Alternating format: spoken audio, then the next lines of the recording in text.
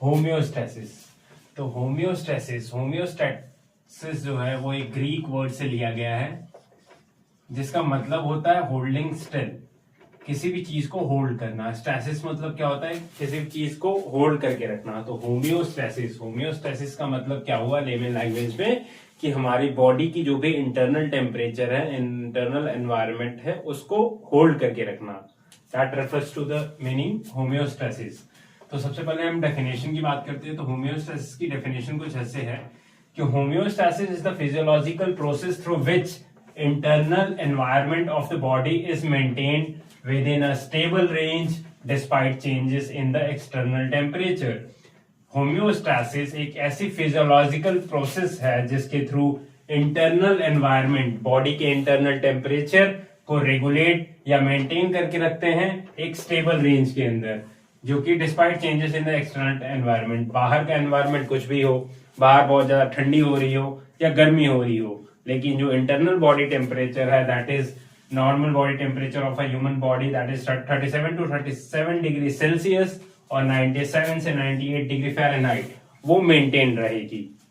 बाहर बहुत ज्यादा सर्दी हो रही है, 10 डिग्री सेल्सियस का टेम्परेचर है या 15 डिग्री सेल्सियस का टेम्परेचर है, लेकिन आपकी जो बॉडी रहेगी, आपके जो अंदर ऑर्गन्स रहेंगे, respiratory system, nervous system, circulatory system, वो सब अपने बॉडी की जो टेम्परेचर है वो 37 डिग्री सेल्सियस को मेंटेन करके रखेंगे। तो चलिए गाइस, इसके बाद हम पढ़ेंगे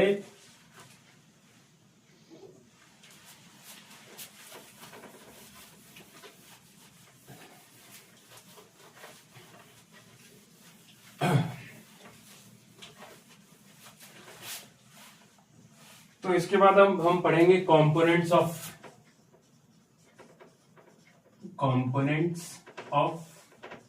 होम्योस्टेसिस। होम्योस्टेसिस के हमारे पास 3 कंपोनेंट्स होते हैं। सबसे पहले होता है रिसेप्टर, उसके बाद होता है, सबसे पहले होता है रिसेप्टर, उसके बाद होता है कंट्रोल सेंटर, उसके बाद हमारे पास होता है इफेक्टर। सबसे पहले क्या करता है, रिसेप्टर जो होता है वो किसी भी स्टिमुलस को डिटेक्ट करता है, डिटेक्ट्स स्टिमुलाई। कंट्रोल सेंटर क्या करता है, जो स्टिमुलस को हमने डिटेक्ट किया है, जिसको रिसीव किया है, उसको प्रोसेस करेगा और एक रेस्पॉन्स को जनरेट करेगा। Process the input and generates a response. Effector motor mechanism करता है, motor mechanism, it means it responses the stimuli. इसका मतलब ये है कि जैसे आपका हैंड है, ये मान लो आपका हैंड है, इसके ऊपर किसी तरीके से पेन हुआ, तो यहाँ के जो रिसेप्टर्स हैं, यानी स्किन, यहाँ के जो रिसेप्टर्स थे उन्होंने डिटेक्ट किया कि आपको पेन हुआ, ठीक। इस रिसेप्टर्स ने क्या किया, आपके कंट्रोल सेंटर यानी आपका कमांड सेंटर यानी आपका ब्रेन को स्टिमुलस पहुंचा कि स्किन पे कुछ हुआ है, किसी तरीके का पेन हुआ है, सुई चुभी है। अब ये कंट्रोल सेंटर क्या करेगा, उस हाथ को हटाने के लिए एक रिस्पॉन्स जनरेट करेगा कंट्रोल सेंटर। उस रिस्पॉन्स को यहाँ के जो मसल्स हैं, यहाँ पे इफेक्टर ऑर्गन्स जो होंगे, यहाँ की जो मसल्स होंगी, वो काम करेंगी कि उस पेन से, उस सुई से अपने हाथ को हटा लेंगी। तो वो काम हो जाएगा हमारे इफेक्टर का। रिस्पॉन्स, तो ये हमारे 3 कंपोनेंट्स हैं होम्योस्टेसिस के। सबसे पहले रिसेप्टर, उसके बाद कंट्रोल सेंटर, उसके बाद इफेक्टर। अब हम आगे पढ़ेंगे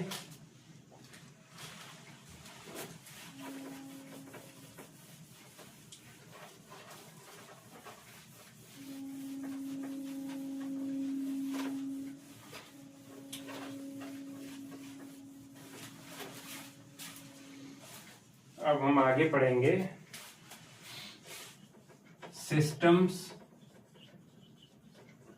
इन्वॉल्व्ड इन होम्योस्टेसिस।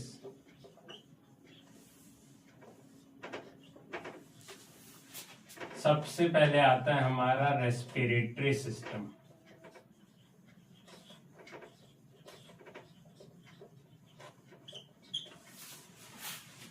रेस्पिरेटरी सिस्टम मैं बहुत ही शॉर्ट में बताऊंगा हर सिस्टम का वर्क अकॉर्डिंग टू हमारे होम्योस्टेसिस। तो सबसे पहले आता है reception, that is respiratory system. Respiratory system क्या करता है? रेगुलेट करता है, regulates pH of the body and oxygen taken in and CO2 removes out.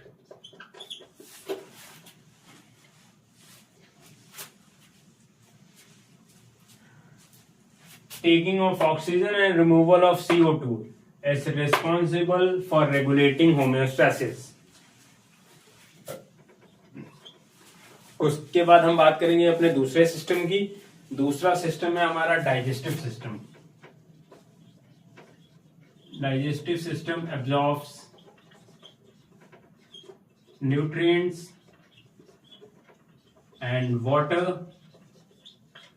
and it maintains homeostasis by regulating the pH of the acids released in the stomach. Stomach में जो भी acids निकलते हैं, trypsin, chymotrypsinogen, वो सारे मिलके homeostasis को regulate करते हैं। उसके बाद हम बात करते हैं एंडोक्राइन सिस्टम।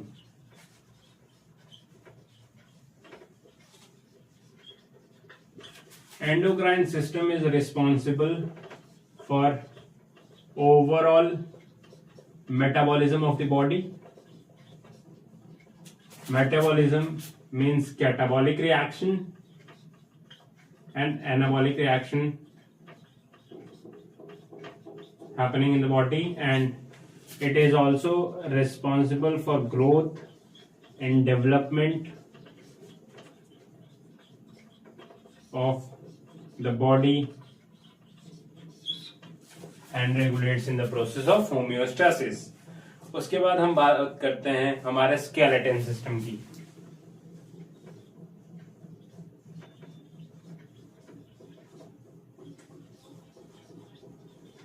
स्केलेटल सिस्टम का काम एक ही होता है, protection and support to the organs.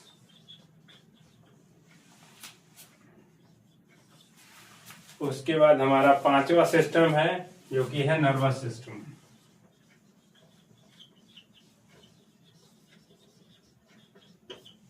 Nervous system का बहुत ही इंपॉर्टेंट रोल होता है, या किससे कि अभी हमने देखा था कंपोनेंट्स में। सबसे पहले रिसेप्टर से कंट्रोल सेंटर, कंट्रोल सेंटर से इफेक्टर। ये सारा mechanism, receptor, control centre, effector, ये सारा मैकेनिज्म नर्वस सिस्टम के थ्रू होता है। तो हम इसको मिटा देते हैं, फिर आगे और सिस्टम्स के बारे में पढ़ते हैं।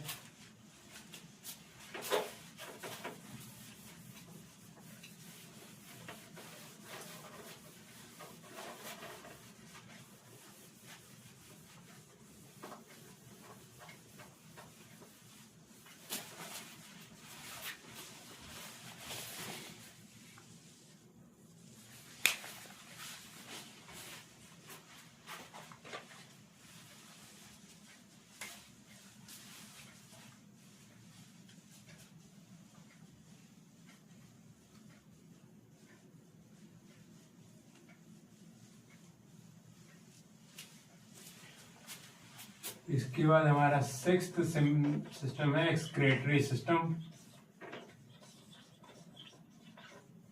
Excretory system is performed by kidneys, which regulates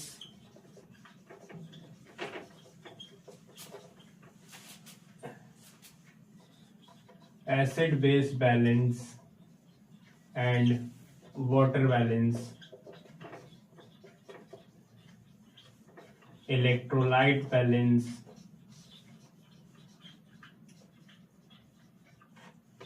balance and helps in the process of homeostasis. उसके बाद हमारा सबसे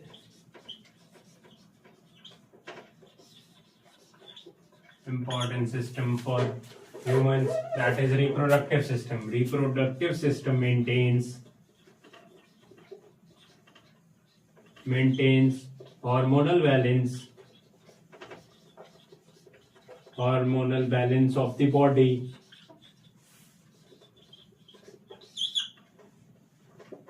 which is responsible in the process of homeostasis. इसके बाद कुछ हमारे पास स्पेशल सेंसेस होते हैं.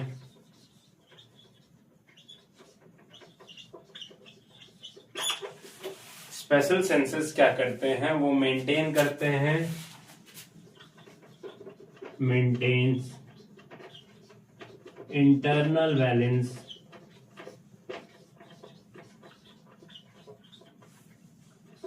maintains internal balance like vision and hearing.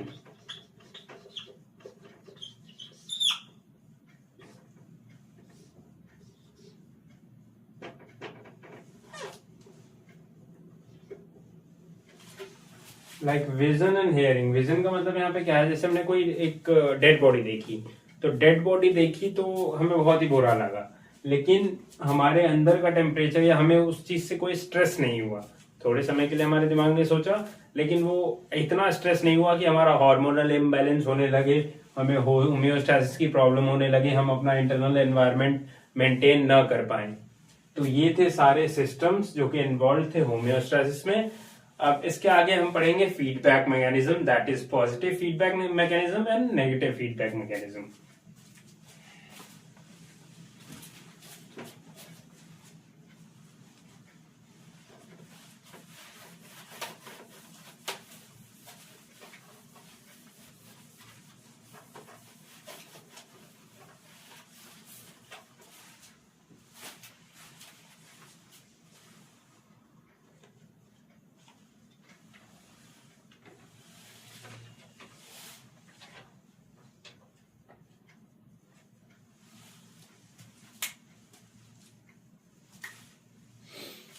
तो सबसे पहले हम बात करते हैं मैकेनिज्म में नेगेटिव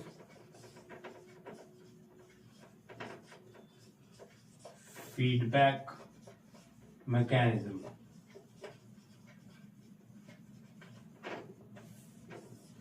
ये एक मोस्ट कॉमन मैकेनिज्म है, एक स्टेबलाइजिंग मैकेनिज्म है,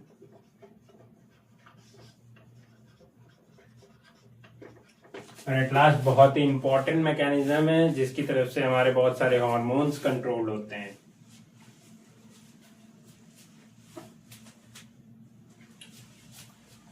ये क्या करता है? It reverses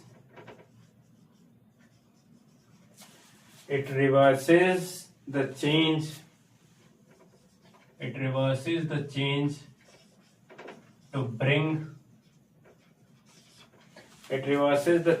to bring the variables back to normal.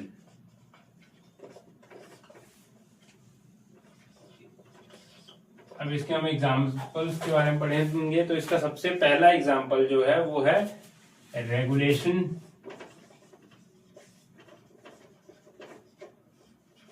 of secretions of many hormones. मैं आपको बताता हूं नेगेटिव फीडबैक मैकेनिज्म कैसे होता है. तो सबसे पहले क्या होता है? जो हमारा हाइपोथैलेमस है,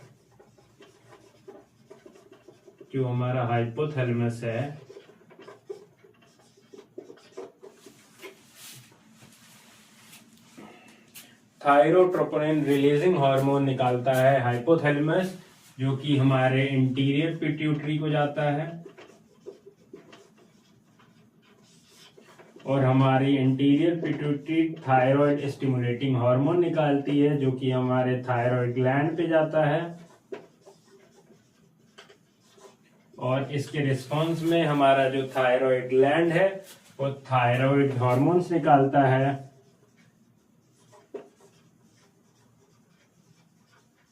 जो कि होते हैं T3 एंड T4।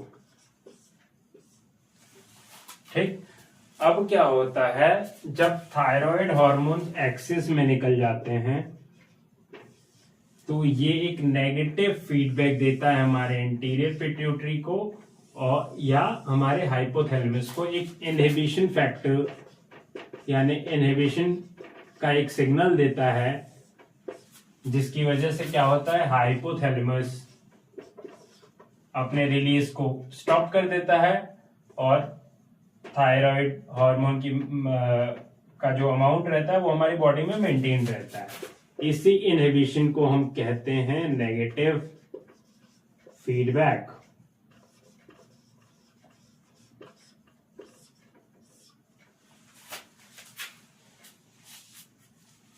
जैसे सबसे इसका अच्छा एग्जांपल है, आप किसी कंपनी के अंदर एम्प्लॉय हो, ठीक, आप किसी कंपनी के अंदर एम्प्लॉय हो और अपना काम कर रहे हो, आपके साथ वाले एम्प्लॉय ने किसी ने आपकी कंप्लेन कर दी या आपकी चुगली कर दी आपके बॉस को, तो बॉस क्या करेंगे, आपको आपकी नौकरी से निकाल देंगे। तो यहाँ भी वैसा ही हो रहा है, जब थायराइड हार्मोन्स एक्सेस हो गया तो इसने एक negative feedback mechanism, negative feedback दिया किसको, इंटीरियर पिट्यूटरी को या हाइपोथैलेमस को। तो हाइपोथैलेमस क्या करेगा, ट्रोपोनिन रिलीजिंग हार्मोन को कम कर देगा और एंटीरियर पिट्यूटरी क्या करेगा, थायराइड स्टिमुलेटिंग हार्मोन को कम कर देगा। तो कम कर देगा और थायराइड हार्मोन जो जितना पहले था वो मेंटेन रहेगा। तो ये हमारा नेगेटिव फीडबैक मैकेनिज्म। इसका सबसे पहला एग्जांपल था regulation of secretion of many hormones. अब हम इसके दूसरे एग्जांपल की तरफ चलेंगे।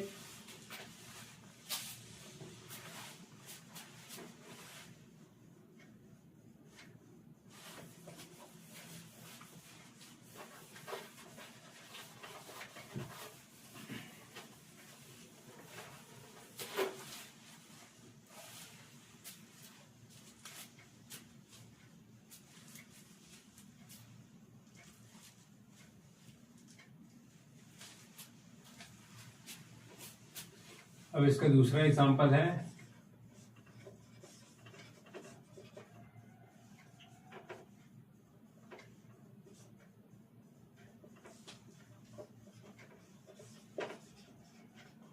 रेगुलेशन ऑफ हार्मोन्स में हम फिर से हाइपोथैलेमस की बात करते हैं। हाइपोथैलेमस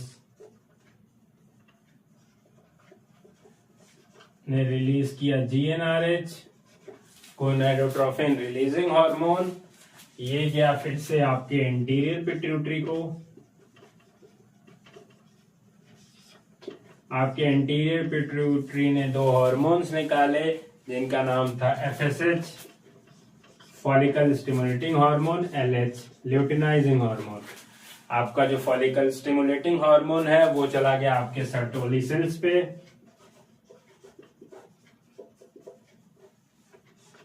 और आपका जो ल्यूटिनाइजिंग हार्मोन है वो चला गया आपके लेडिक सेल्स पे। लेडिक सेल से इसने निकाला टेस्टोस्टेरोन और सर्टोली सेल्स ने निकाला एंडीजन बाइंडिंग प्रोटीन ABP। अब यहाँ पे एंडीजन बाइंडिंग प्रोटीन जब एक्सेस हो जाएगा तो ये नेगेटिव फीडबैक देगा इंटीरियर पिट्यूटरी को, और यहाँ जब टेस्टोस्टेरोन एक्सेस हो जाएगा तो ये भी नेगेटिव फीडबैक देगा इंटीरियर पिट्यूटरी को या हाइपोथैलेमस को। तो इसे हम कहेंगे नेगेटिव फीडबैक। जब नेगेटिव फीडबैक होगा तो हाइपोथैलेमस GnRH को रिलीज करना कम कर देगा या बंद कर देगा, इंटीरियर पिट्यूटरी LH या FSH को स्टॉप कर देगा, जिसकी वजह से हो जाएगा नेगेटिव फीडबैक मैकेनिज्म, रिवर्स हो जाएगी उसकी वेरिएबल बैक टू नॉर्मल। तो अब हम बात करेंगे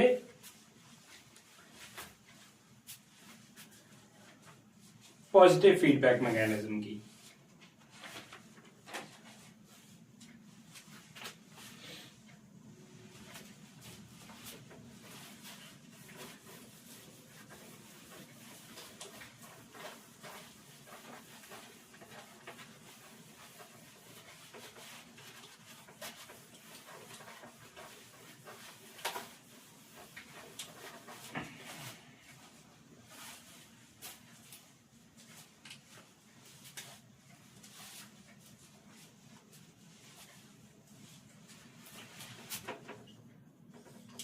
तो अब है हमारा पॉजिटिव फीडबैक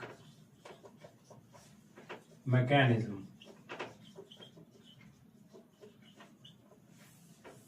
ये मैकेनिज्म थोड़ा लेस कॉमन है, ये थोड़ा कम फॉलो होता है, पॉजिटिव चीजें कम फॉलो होती हैं ना, तो और स्पेसिफिक फिजियोलॉजिकल कंडीशंस पे यूज होता है।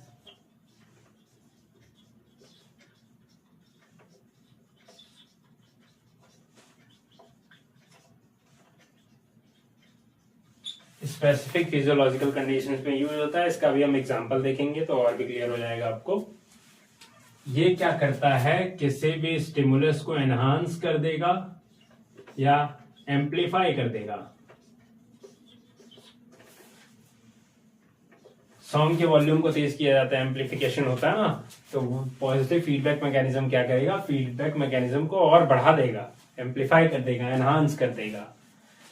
तो सबसे पहले इसका पहला एग्जांपल पढ़ते हैं हम लोग,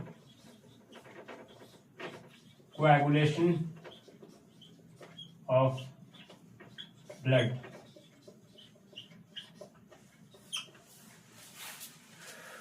जब भी चोट लगती है तो खून बहता है, लेकिन थोड़ी देर बाद स्टॉप हो जाता है। तो वो हम सोच सकते हैं कि कितनी जल्दी विद इन ब्लीडिंग टाइम 1 से 2 मिनट के अंदर वो एकदम रुक जाता है। तो इतना तेज ये बॉडी रिस्पॉन्स कैसे करती है, उसका मैकेनिज्म क्या है, उसका प्रोसेस क्या है, वो है पॉजिटिव फीडबैक मैकेनिज्म। लाइए आपको मैं पढ़ाता हूं। तो सबसे पहले क्या होता है, इंजरी हुई किसी भी बॉडी ऑर्गन पे, मान लो हाथ पे, मेरे हाथ पे चोट लगी, ठीक, इंजरी हुई। इंजरी होने के बाद सबसे पहले क्या हुआ, इंजरी होने के बाद सबसे पहले क्या हुआ, सबसे पहले हुआ फॉर्मेशन ऑफ प्रोथ्रोम्बिन। सबसे पहले प्रोथ्रोम्बिन बनता है, प्रोथ्रोम्बिन एक्टिवेटर्स। प्रोथ्रोम्बिन एक्टिवेटर्स क्या करते हैं, conversion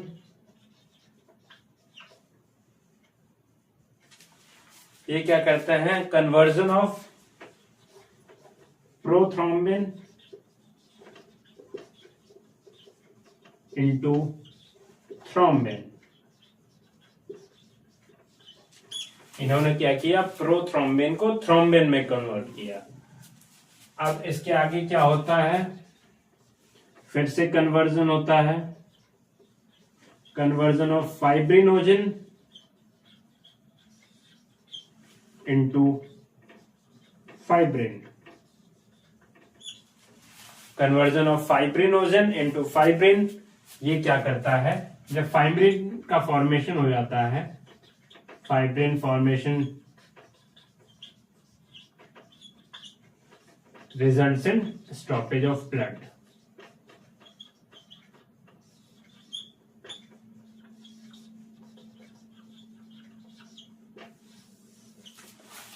fibrin formation results in stoppage of blood. इसमें क्या होता है, जब प्रोथ्रोम्बिन से थ्रोम्बिन बनता है तो ये एक पॉजिटिव मैकेनिज्म दे देता है यहाँ पे इस टिश्यूज को। ये टिश्यूज क्या करते हैं, प्रोथ्रोम्बिन एक्टिवेटर्स को एक पॉजिटिव मैकेनिज्म देते हैं, और प्रोथ्रोम्बिन एक्टिवेटर जो है ज्यादा से ज्यादा मात्रा में बनता है। जितने ज्यादा मात्रा में, जितनी जल्दी प्रोथ्रोम्बिन एक्टिवेटर्स बनेंगे, उतने जल्दी वो प्रोथ्रोम्बिन को थ्रोम्बिन में कन्वर्ट करेंगे। फिर यहां से थ्रोम्बोकाइनेज निकलता है, थ्रोम्बोकाइनेज क्या करता है, फाइब्रिनोजन को फाइब्रिन में कन्वर्ट करता है, और इसके बाद जितनी जल्दी फाइब्रिन्स बन जाएंगे उतना आप देखते हैं ब्लैक ब्लैक कलर के स्ट्रक्चर से एक लेयर बन जाती है जो कि ब्लड को रोक देती है। उस समय वो हो जाता है स्टॉपेज ऑफ ब्लड। ये हो जाता है पॉजिटिव फीडबैक मैकेनिज्म।